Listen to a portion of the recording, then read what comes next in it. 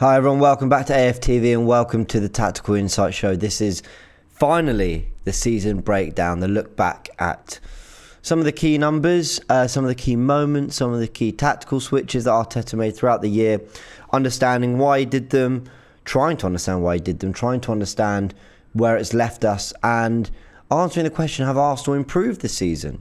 Have Arsenal evolved this season, what they did the year before? What do the numbers say? Do the numbers suggest that we have kicked on the year before? £150 million spent in last summer. We obviously know nothing in January, and that was a big cause for discussion and debate and concern, may I say. We're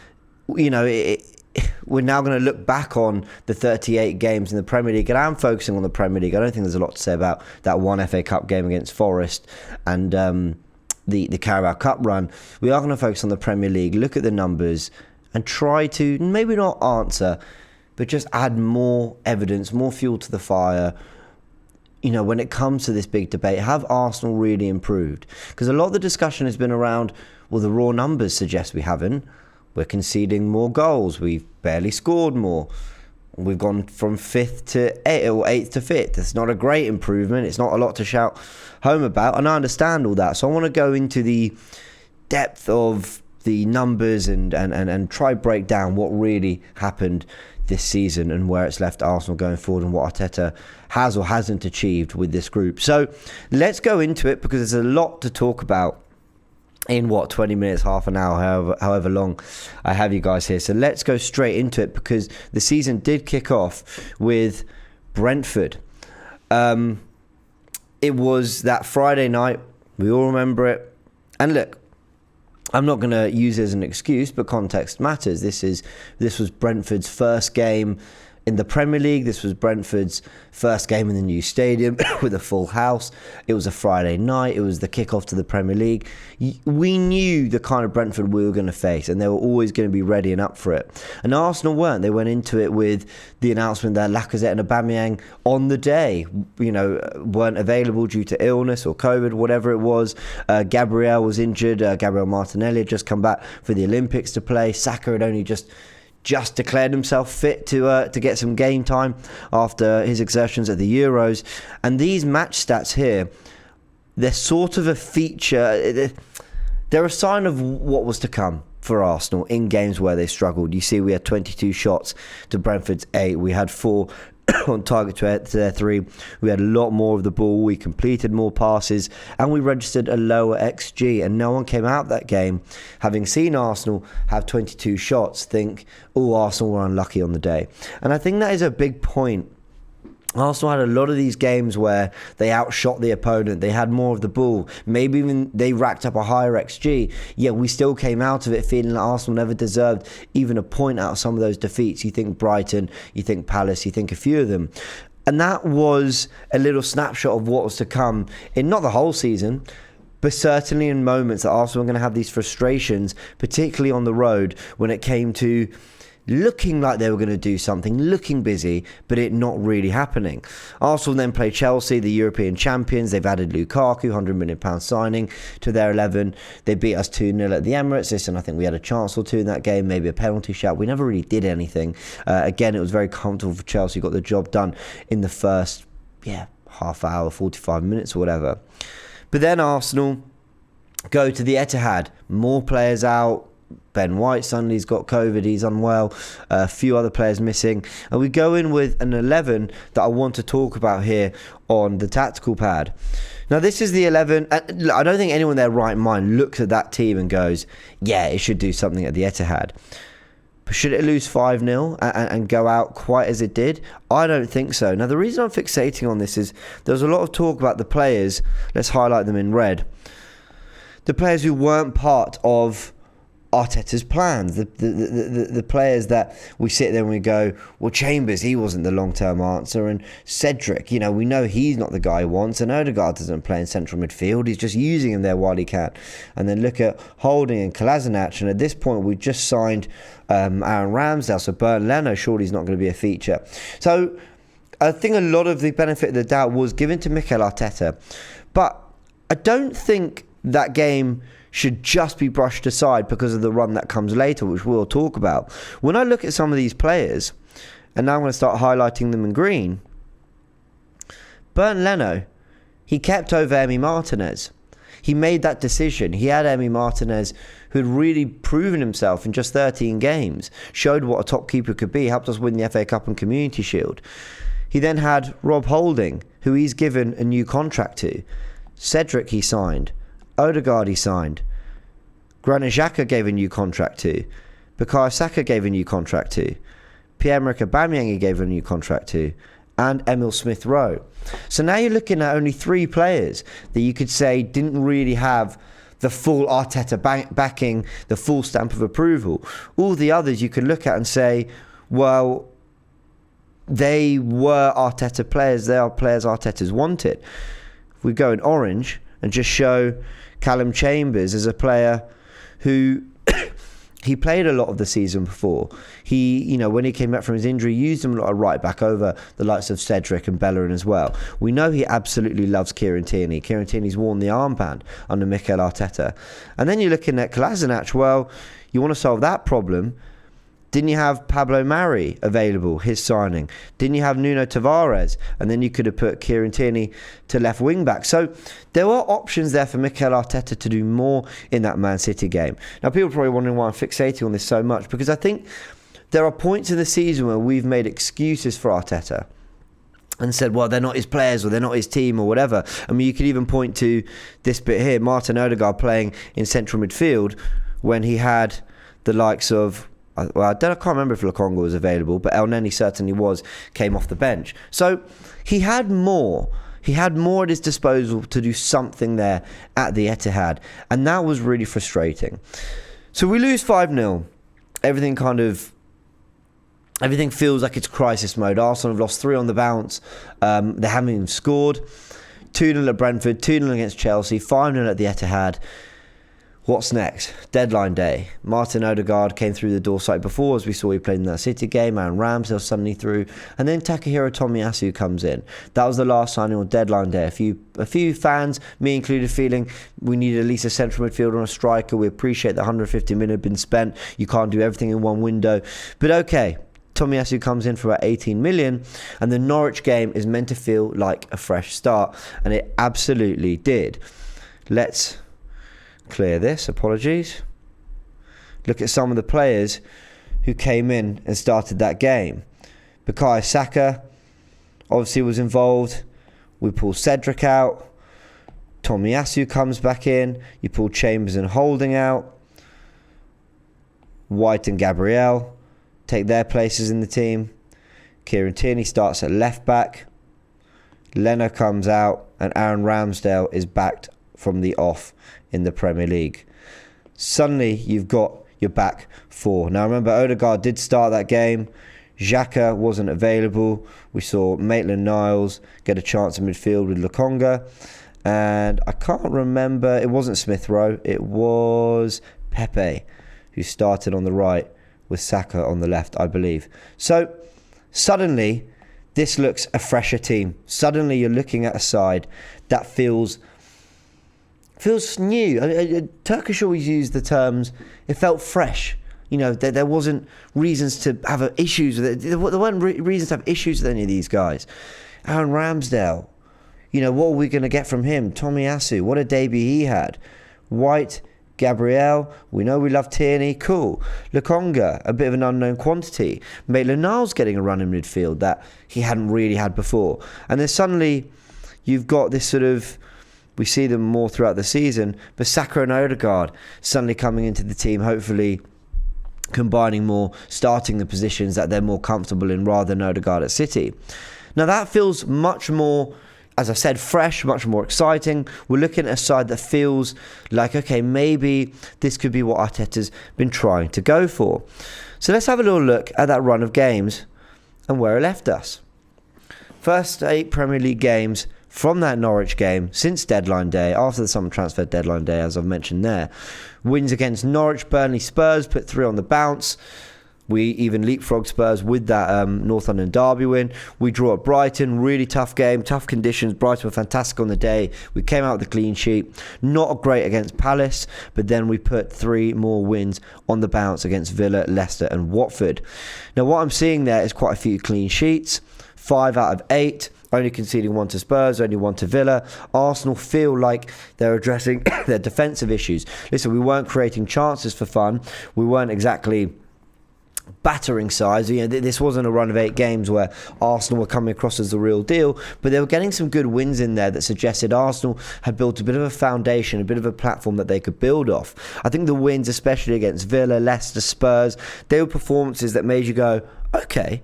We forget that at the time, Villa had splashed money. They beat us to Buendia. They were bidding for our players like Smith Rowe. And we dealt with them with real ease. We go to Leicester, who the previous 2 seasons had finished just outside the Champions League spots. We're probably good enough for the Champions League. And we went to their place and, listen, apart from a 25-minute spell, we're really comfortable throughout the game, played our football and beat them very comfortably. This was a really good run for Arsenal in which they just built the foundation and started to say to people, take us a little bit more seriously.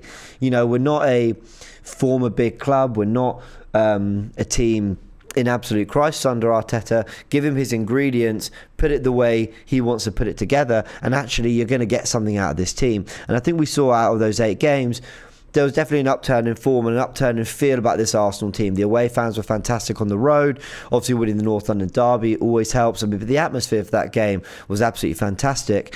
And after disappointment of 2 draws on the bounce with Brighton and Palace, they were able to bounce back and put 3 good wins together. So that was a really important 8 games. And it begged the question, was Arsenal's defence starting to improve? And that became a theme for the season. We're not scoring a lot of goals, but the defence has improved. Well, we're not quite our free-flowing best, but there's a foundation. Our defence looks good. Then as the season started to sort of creep towards the end, people started to, I think quite rightly, ask the question, well, has our defence improved?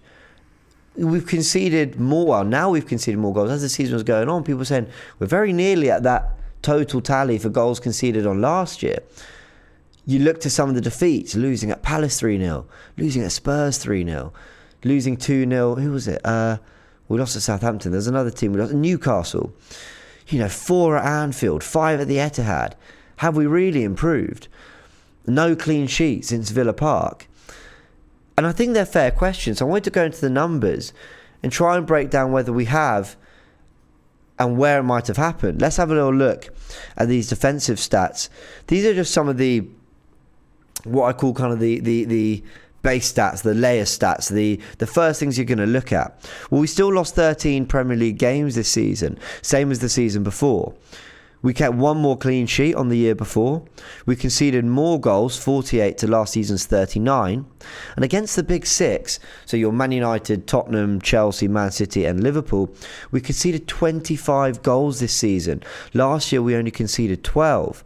Our XG against across the whole Premier League season was 48.4 to 43.2. So you can't even say that we necessarily protected our goals and conceded less shots or chances, only the other teams were more clinical. Those defensive stats don't suggest that Arsenal were a lot better this season defensively at all. In fact, there's nothing there that suggests to you, Arsenal fixed up in the defence. And that is definitely one thing that kicked on from the year before. So it got me thinking. I've been listening to podcasts, I've been listening to what others have been saying. And I'm thinking, well, so what's the reason for that? And the point was made, across many fans, but we've not had our first choice back 5 all season. So where we mentioned in that Norwich game, Ramsdale in goal, Tomiyasu, White, Gabriel and Tierney, that back 4 with that goalkeeper, we've barely had any games this year, especially in the second half, especially in the crunch time, with that 5. Now I take that. I absolutely take that point. So I thought, okay, well, let's have a little look at how we compare with them to how we compare without them. Here's the numbers.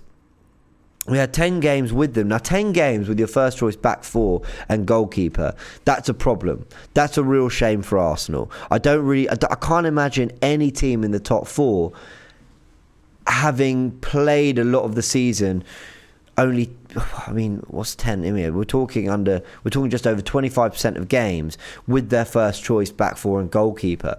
So I give that to Arsenal. I absolutely make that point.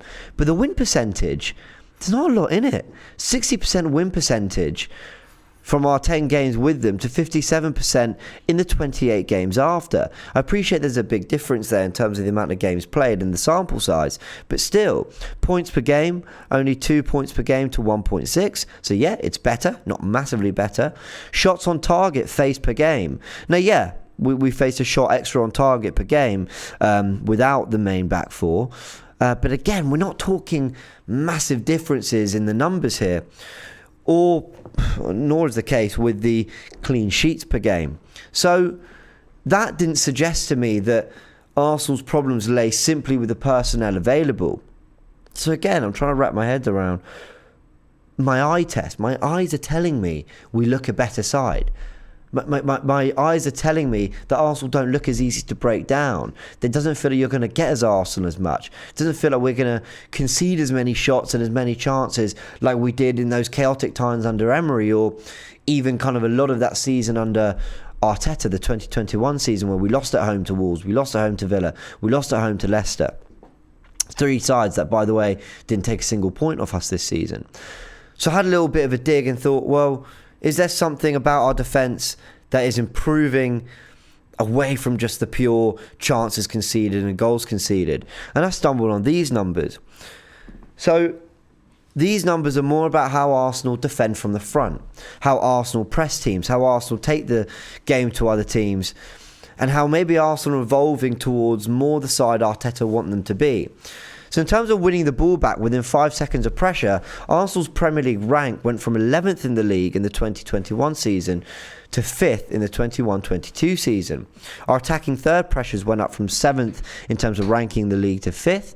Our attacking third tackles went up from 14th to 7th. Our high turnovers, successful high turnovers, went from 12th to 5th. And this is the key one. Our high turnovers that then led to a shot on goal went from 11th to 3rd.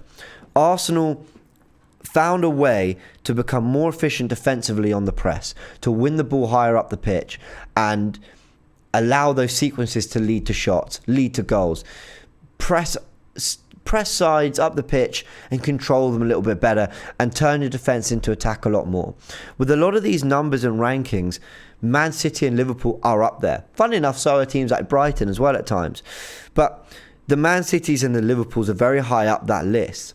Arsenal are in good company when it comes to these pressures and tackles and turnovers high up the pitch. I think that's crucial because it suggests that Arsenal have moved away from trying to concede possession, protect their goal, be more of a deep block, and actually chase the game more and be on the front foot and pressure side, so that our good defensive work is leading to shots on goal, is leading to attempts, is leading, to attacks and goals.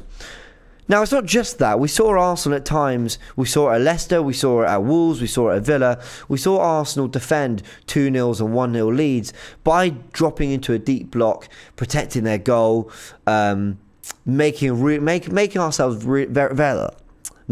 very difficult to break down. So that's definitely a feature of Arsenal's game. But I think Arsenal's main improvements defensively have come in the way they defend, but on the front foot. Now, I mentioned the deep block.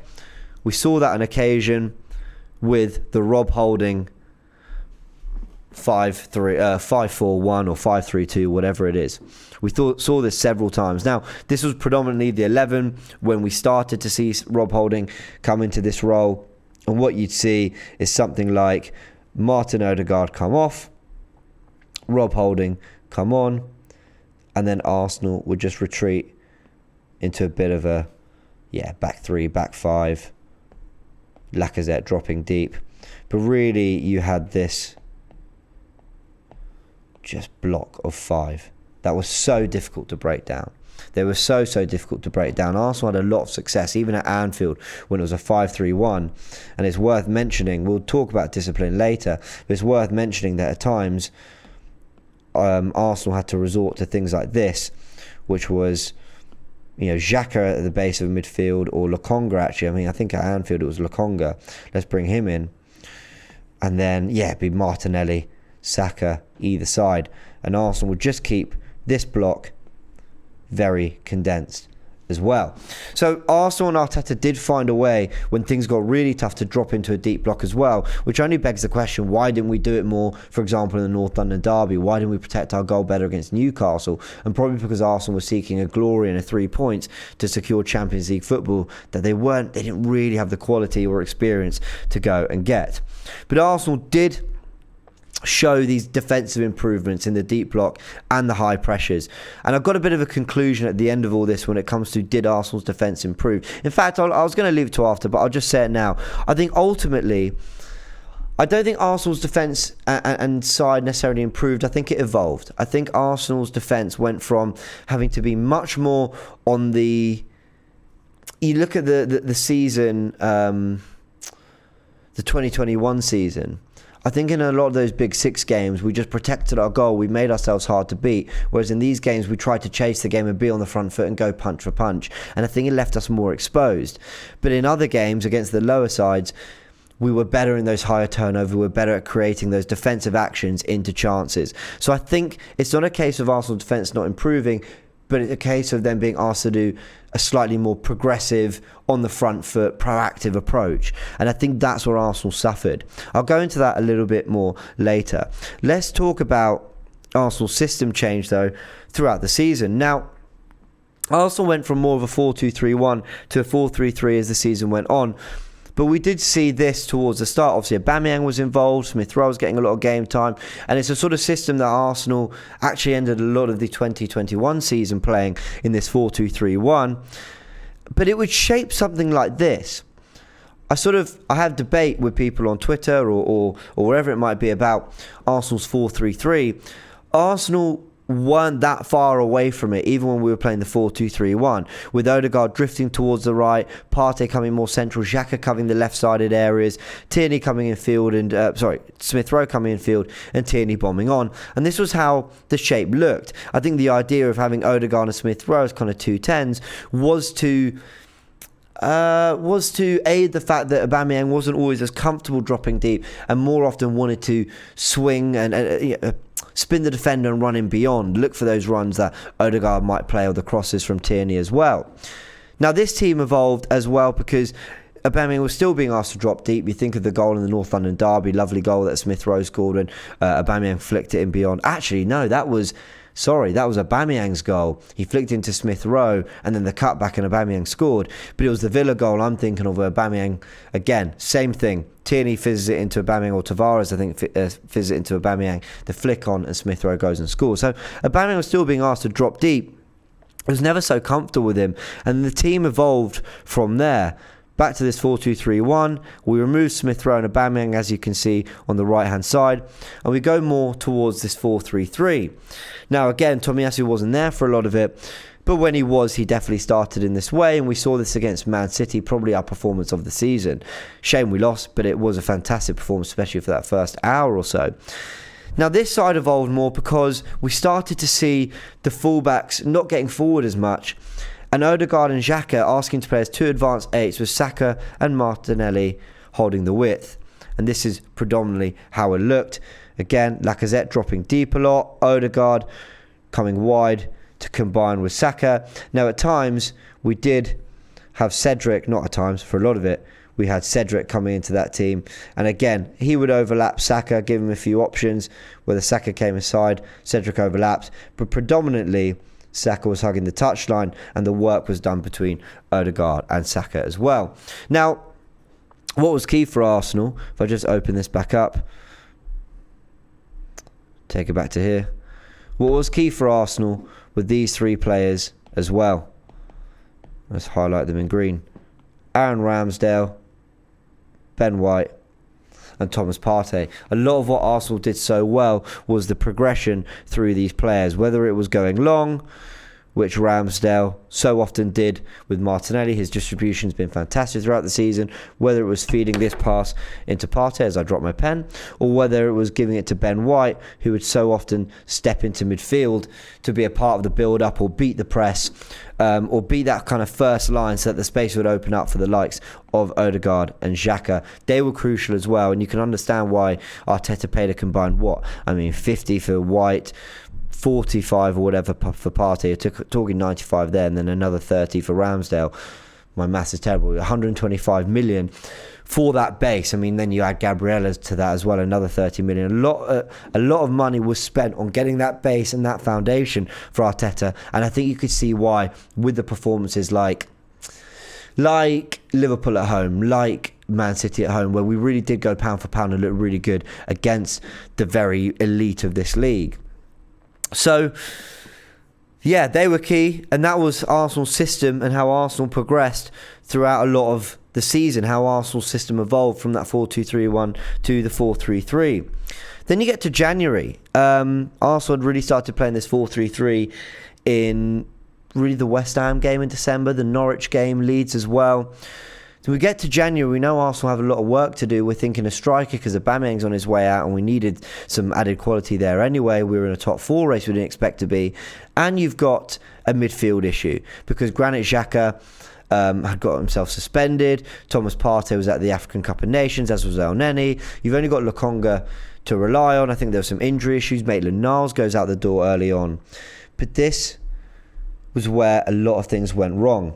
So this was the squad going into January. You can see Callum Chambers in there, one of the options. You've got Marion Gabriel, 2 left-footed centre-backs.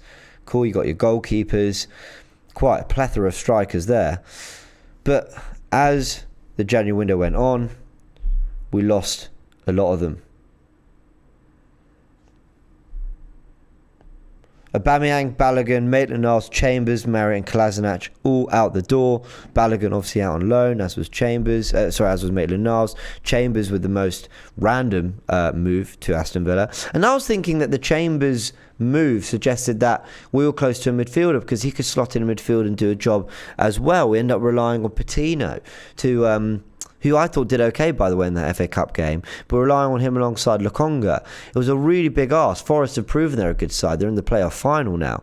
And I thought it was real negligence what happened in January, from whether it was Arteta not wanting to bring in the right options, whoever they might be, or the board not backing him. January left us very, very, very thin. If we take those players out, this is who we're left with for the rest of the season. So, okay, Tomiyasu's out for a lot of it. Then you've got 3 centre-backs, White holding Gabriel. We saw the problems we encountered in those final games of the season, not really sure what to do with our centre-back problems. Tierney is then out for a lot of the season. Partey out for a lot of the season. El Neni comes back in having barely played. Pepe isn't in favour. And then you've got Lacazette and Nketiah sort of fighting it out. Between them, they had, I think, 9 Premier League goals all season. That's just not good enough. We're going to talk about that in a second. It left us really thin. It just left us lacking quality in really, really key areas, mainly central midfield and up front. Now, I mentioned the problems up front. We didn't bring in a striker. We decided that Nketiah and Lacazette was going to be enough. We decided that these 2 players were going to get us over the line. Apparently bids for Vlahovic went in. They're now being refuted. We're now hearing that, ultimately Arteta and Arsenal decided that they didn't want to compromise their long-term vision. So we went into the rest of the season with those 2 forwards. But that became a real issue. And I want to highlight it in this graphic here. Here are the top 5. Arsenal finished 5th, heartbreakingly behind Spurs.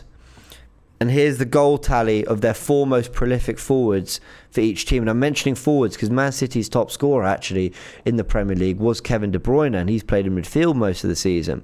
So I've gone only for the 4 most prolific forwards in each side. Man City got 41 Premier League goals out of them. Liverpool 59. The talent they had was Jota, Mane, Salah and Diaz. Chelsea with 33. which is surprisingly low, but they did really get a lot of their goals from the likes of Alonso, Ben Chilwell before his long-term injury got 3 goals. Reece James, we know, contributes with goals. They kind of have goals all over the pitch. Spurs with 48. I mean, a lot of that down to Son, Kane, but Bergwijn chipped in with 2 key goals at Leicester, and Kulusevski managed to get 5 since his arrival. And Arsenal with 32. And when you think that the general feeling around Arsenal is, what was it, 11-12 for Saka? That's a really good output. Martinelli, I think 5 or 6. That's a decent output considering he came in late. Smith Rowe off the bench with 10. It makes you realise how little we got from our strikers. Now, Nketiah, I'll give him credit, since he got his run, what was it, 5 goals in 7 games? Sure, that's a very decent return. I'm not going to discount that. But you never felt Nketiah had the goals in him to fire us to the top 4. And Lacazette certainly didn't had a very extended run in the team and didn't get us the goals. With Nketiah, I think it's slightly unfair because he didn't get his run, and then when he did start firing. But again, I'm not saying they don't matter, but it was sort of 2 against Chelsea, 2 against Leeds, and then 1 against Everton when it was kind of all done. And I'm not saying I thought he played well against United. I thought he looked a threat against Newcastle, but the goals weren't scattered across all those games, is what I'm trying to say. So Arsenal had a real issue with scoring goals, and I think it showed when we then went to Palace, Brighton and Southampton, that run of games, which I think was a bit of a killer for us. I mean, listen, not a bit of a killer, it was a killer. We managed to drag ourselves back to 4 points ahead of Spurs with 3 games to go. We managed to turn it around with 4 wins on the bounce, and Nketiah being a big part of that. But that bad run was, I mean, it came straight after the international break.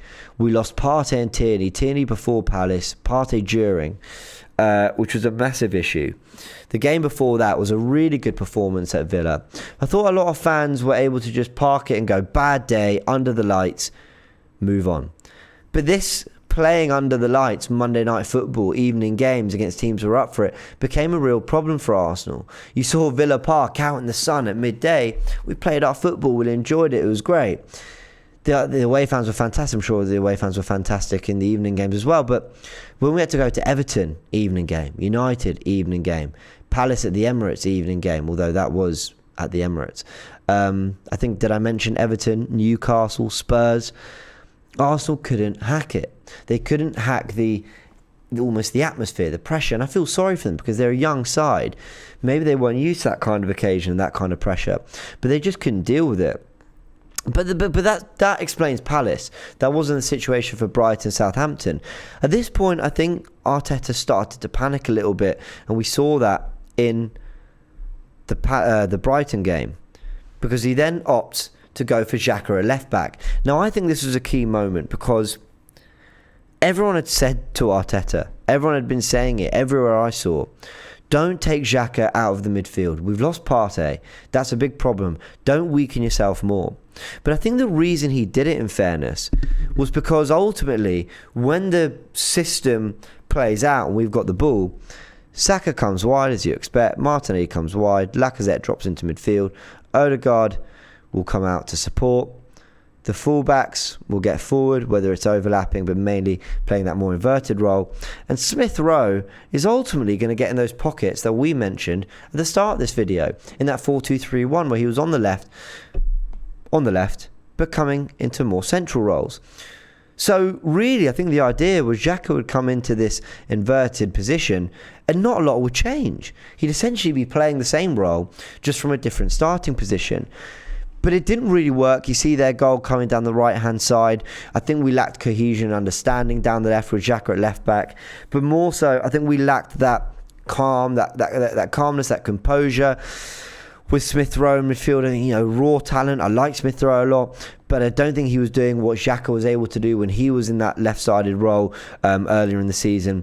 But another key point was that we lacked width. Where Saka and Cedric had a natural understanding for Saka pulling wide and Cedric underlapping, or Cedric coming wide and Odegaard and Saka combining, we had Xhaka wanting to pick up the ball here, Smith Rowe wanting to get involved, and Martinelli constantly making that run. So we basically had this constant gap against Brighton that was just left just just untouched, especially when they play a back three and they've got those wing backs. You've got to be asking questions them and stretching the pitch as much as possible so that you can attack them down the channels and those inside lanes, from wing back to centre back. So Arsenal, I think that was the game. Really, when you look at the run of fixtures in the game we lost, you can lose away games. I'm not saying it's good enough, but it can happen. But you've got to beat Brighton at home. I know they went and beat Spurs the week after. Brighton finished 9th. They're a very good side, don't get me wrong. But Arsenal got this wrong, not just from a performance perspective and what we got out of the players, but really from the way Arteta approached this tactically. And I think he started to panic. And we saw signs of this throughout the season where he started just doing things that the fans, I think, everyone says hindsight's a wonderful thing. But we had said before these games, like Brighton, like the North London derby, don't go chasing Son all over the pitch. Make sure Tomiyasu's at right back. Make sure we got our best players to deal with that threat. And we didn't. And that was incredibly frustrating. And I think Brighton was a good example of that. And then ultimately against Southampton, we still didn't really have enough. Lokonga, I think, did okay. But once Elneny came in, we started to see a shift in what Arsenal did. They go and beat Chelsea at the Bridge. They go on a good win, then beat a good run, beating Man United, beating West Ham, beating Leeds, and they get themselves into a good position for the top 4 again. Now I want to go into some serious number crunching. I talked about the defence, whether we've really improved there. Let's look at some numbers to really define whether Arsenal across the whole season improved or not. Let's look at these general stats. So, from this season in the Premier League to the season before, 4 more wins, 22 to 18, same amount of defeats. We scored 6 more goals, 5 of them came in that Everton game, may I say. We conceded more goals, but we did get 8 more points on the board. I've made the point before that 69 points would have got you Champions League football in the last 2 seasons, would have got you 3rd place one of those days, one of those seasons. Wasn't to be. Listen, that's the course. You play the course. Arsenal knew what they had to do in the final games of the season. They couldn't get it done. Let's move on to the next graphic. Home wins went up by 5 this season. We were much better at home. I think the atmosphere definitely played a part. Thought the fans have been just fantastic all season. This surprised me though. We won more away games last season. Now, whether you put that down to there not being fans in the ground and that playing a part, maybe. I mean, I mentioned the atmosphere being too much for some of the Arsenal players at times in those key games. You think we did win at Palace last season, 3-1 winners. Couldn't get it done this year. We won at Southampton 3-1 last year. We couldn't get it done in the key run this year. We won 2-0 at Newcastle. Again, couldn't get it done in the key run this year. So, yeah, maybe that played a part. But I was surprised because I thought Arsenal on the road this year had also pulled some real rabbits out the hat. I mean, maybe rabbits out the hat is strong. It wasn't exactly miracles. But we went to Leicester 1. We went to Wolves 1. We went to Villa and 1. We went to West Ham and 1. I thought those were good performances, and I think they showed a sturdiness to Arsenal that we hadn't seen. Our expected goals expected goals scored this season was 63.4 to 52.3, so we're clearly more of a threat, but we also clearly looked leaker at the back, and I did mention this earlier as well. I thought this was an interesting stat. In terms of 3 or more game winning runs, how many times did Arsenal put together a run of 3 games or more in the league and show that form and collect 9 or 12 points on the bounce? Arsenal did that 6 times this season to only 2 times the year before. And I think this is where that sense that Arsenal had improved throughout the season was really creeping in. That sense that Arsenal could go on a bit of a run, could put together 9, 12, 15 points, climb the table and show they had something about them. And then when the runs would come to an end, I don't know, there was a degree of explanation or context or excuses, dare I say, behind it. Like January, well, we didn't have our midfielders, that's why we had a poor January. Or trying to think of any other excuses we might have had. You think at the end of season, well, we lost Partey and Tierney or whatever. Arsenal had put together more runs together, and I do think that's an encouraging sign because the year before, far more inconsistent. 1 or 2 wins here, then a draw, then a win, then a defeat, then a win. I think being able to show that consistency and show we can go on a run is a good thing. It's how we deal with the adversity we face. So I do think that is a positive stat for Arsenal. Let's move into the next graphic. How Arsenal did against the Big Six this season? Well, worse than last year. I mean, we won 3 games, so as many as the year before. We lost more games, however. We did score more goals. I think 4 at the Bridge helped that. 3 against United, 3 against Spurs. But we conceded more than double the amount of goals against the Big Six this year. And again, I think it's because of what I mentioned before. We went more punch for punch, pound for pound with these teams. We wanted to show we could take the game to them, and ultimately left ourselves more exposed. Ultimately left us conceding 4 at Anfield, conceding 5 at the Etihad, losing games against City and Liverpool at the Emirates when we had played very well in those games, and our average points in those games weren't very good. But Arsenal made up for it in their performances against the rest of the Premier League, winning 19 games compared to the 15 before. We only lost 6 games compared to... I mean, listen, only 6. It's not good enough, but we lost 6, which was less than the year before. We only scored 1 more goal, funnily enough, and only conceded 4 goals less, but we did average more points against the rest of the Premier League than the Big Six. So that was a real improvement. Well, I say a real improvement. It was an improvement. So, what are my takeaways from the season? Because there's things we haven't mentioned as well, and a couple more bullet points I want to get in there before we round off. Got my notes here. Arsenal were also very poor from coming from behind. That was a real issue and something Arteta has to address. I think we saw it. I think we ranked one of the lowest teams for equalisers in the season. And then the Wolves game, I mean, 1-0 down at the Emirates. I thought we played really well that game. I thought the openings were there throughout the game, and Nketiah and Pepe make a difference. We turn it around, 2-1 win. That was a really, really special night at the Emirates. Amounted to nothing in terms of the pursuit for top 4, but Arsenal at that point showed that they could turn it around, only we just didn't see it enough. In fact, I think that was the only occasion we saw it. Arsenal need to learn how to, okay, you concede a goal, let's go create another 5, 6, 7 really good chances and drag ourselves back into this game. Now, I will say, even the very best, your Liverpools and Cities have trouble against low blocks, against teams who, when they take the lead, are very good at sort of dropping deep, make it difficult for you to break down. But they've always had other things to call upon. They'll always make it difficult and stressful and just pressure you and press you into those errors. We saw City turning it around the other day against Villa, struggling all day, bring on Gundogan, and it's those crosses to the back post. It's that constantly asking the question, are you going to defend everything we throw at you? And I don't think Arsenal had that, especially in terms of a threat from midfield when the low blocks did set up. Arsenal lack goals, we mentioned that before. Strikers needed, but as I've just said there, we need goals from midfield as well. I want to see midfielders who can find the back of the net come in this summer. Defensive reinforcements won't be fully noticed until what's in front of them is addressed. This is a note I wrote down.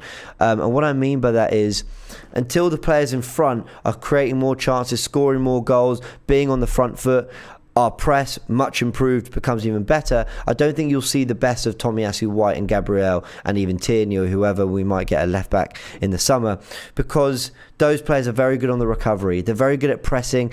Ben White loves an interception, getting forward, winning the ball high up the pitch, and actually defending on the front foot. And when the ball goes in beyond, Gabriel and White definitely have the pace to get back, sweep up, deal with it, and reignite another attack. And that's what I mean in terms of the defensive reinforcements and the money we spent. I don't think you're going to see those defensive numbers getting a lot better until we address what's in front of us. I was going to say we need one of these two, either less injuries or more depth. I think the answer is more depth with us going into Europe. But we definitely have injuries to key players at key times, and it's something that needs to be addressed. Maybe there's nothing we can do about it. Maybe it's just bad luck. But addressing it doesn't just mean trying to help those players. It means maybe bringing in the players that are less injury prone, don't have the track record, and can be key parts for Arsenal in those key moments of the season. Discipline's an issue. I didn't want to go into it too much because I do think it's something about the way Arteta manages those big situations. I will be honest. I think some of the red cards, penalties have been so unnecessary, and Arsenal really need to clamp down on that. Hopefully it's something that improves with experience, with age, with time. It is a real problem, but I won't dwell on it too much. We've done that in previous shows. And then my final overall summary and takeaway from it all is that I think Arsenal have become more the team Arteta wanted them to be this year, and the failings were largely down to inexperience and growing pains, rather than a lack of pure quality in the squad. And I think that is very, very different to the year before. I think before, where Arsenal struggled, you could put it down to what we had, the quality, Arsenal needing an overhaul, players that you knew weren't part of the future, weren't part of the bigger picture at Arsenal, just not really having what it takes to get Arsenal to where they wanted to be or anywhere near where they want to be. I think with this squad, it's more that Arsenal's side and Arteta's side have evolved. I think they are they necessarily improved? Listen, 8 points better. I think you can see on the eye that Arsenal are better, sure. But I think it's more that Arsenal have evolved into the side Arteta, or more into the side Arteta wants them to be. Going punch for punch with the bigger sides, taking the game to every side, not wanting to be protecting our goal and deep and defensive, wanting to be more on the front foot. You could see that with some of the defensive numbers I mentioned before. And I think it's a case of, as I said, growing pains and not a lack of quality. That's my overall thoughts on the season. Arsenal have evolved more than necessarily improved, but I think we're going in the right direction. I've thought that for a while. Only issue is, are we going there quickly enough? And I think that's where this summer has to really, it's got to be a catalyst. It's got to be that, it's got to be the self-raising flour. You've got all the ingredients, and it's got to be that thing that makes it the cake, that makes us rise and be the side that I think Arteta has put the foundations in for us becoming. I don't know, guys. We've broken a lot down there, a lot to take in. In fact, there could have been a lot more to go into. That's been the breakdown of the whole season. I hope you've enjoyed it. Again, more we could have mentioned. Let me know in the comment section what else you think played a massive part in our season, and whether you thought we did improve, whether we improved enough, and whether you think we can still improve and become the side we want to be under Mikel Arteta, and how crucial this summer is. A big thanks to everyone. Hope you enjoyed it. Took a lot of prep this show, but I hope you really, really enjoyed it. We'll be back for another tactical insight in a couple of weeks, looking at the signings that Arsenal need to be making and the areas in the team they need to be addressing. So look forward to that. A big thanks again to Graham for all his help throughout not only this show, but all the shows earlier in the season and everything we've done. It's been great fun. Big thanks. See you later. Shop for AFTV merch at shop.aftv.co.uk. Subscribe to us on YouTube. Follow us on Instagram, Facebook, Twitter, TikTok, Snapchat and Twitch. We've got content for every platform, so check it out.